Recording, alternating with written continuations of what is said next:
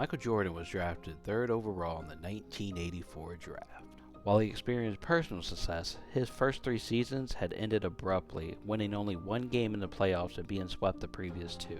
But that was all about to change because the Bulls just won 50 games and Michael Jordan just won his first MVP heading into his 4th season's playoffs.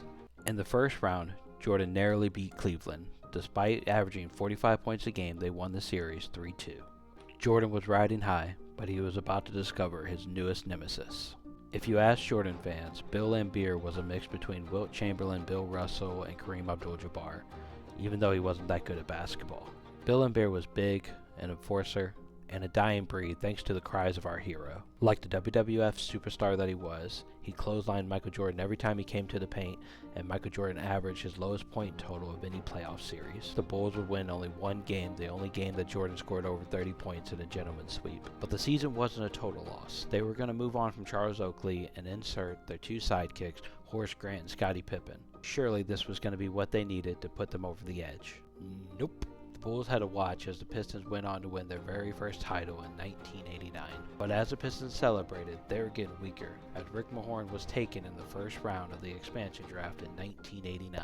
1 month later, the Bulls promoted the greatest coach of all time, Phil Jackson. Going into their 3rd straight meeting in the playoffs, the Bulls had won 55 games, Scottie Pippen had become an all-star, and Phil Jackson was the head coach. Pistons took Game 1, as the Bulls only scored 7 points. They also lost Game 2, as Jordan had one of his worst performances, shooting 5 from 16 from the field. But when returning home down 0-2, Michael Jordan found something as he scored 47 points and grabbed 10 boards. And in Game 4, Michael Jordan would tie the series, scoring 42 points and 9 assists, also going to the line 19 times. He was averaging 13 free throw attempts per game. But in Detroit, they would again lose, as Scottie Pippen and Michael Jordan went 12 for 39 from the field. In a must-win Game 6 in Chicago, they absolutely dominated the Pistons. Michael Jordan scored 29 points and had 10 more rebounds. Game 7 is known as Scottie Pippen's migraine game.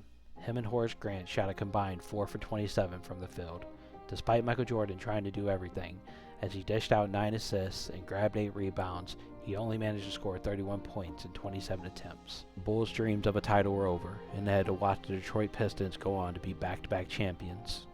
As the Pistons were celebrating, they were again learning that they were about to get weaker. NBC had paid $600 million to replace the NBA on CBS, and they wanted them to clean up the product. So they updated their flagrant foul rules, and now the offended team would retain possession after the free throws. Even after losing Rick Mahorn and being the most penalized team to the new flagrant foul rules, the Detroit Pistons started the season 27-11. But then Isaiah Thomas suffered a wrist injury, which required major surgery and would alter his shooting forever. He tried to give it a go for the playoffs, but shot sub 40% for their last 10 games, and that's including the playoffs. And when they played their longtime rival, the Detroit Pistons, who had knocked them out 3 straight times, they finally got their revenge, sweeping them in 4 games. Without Rick Mahorn, flagrant fouls, and Isaiah Thomas, Michael Jordan may never have been a thing.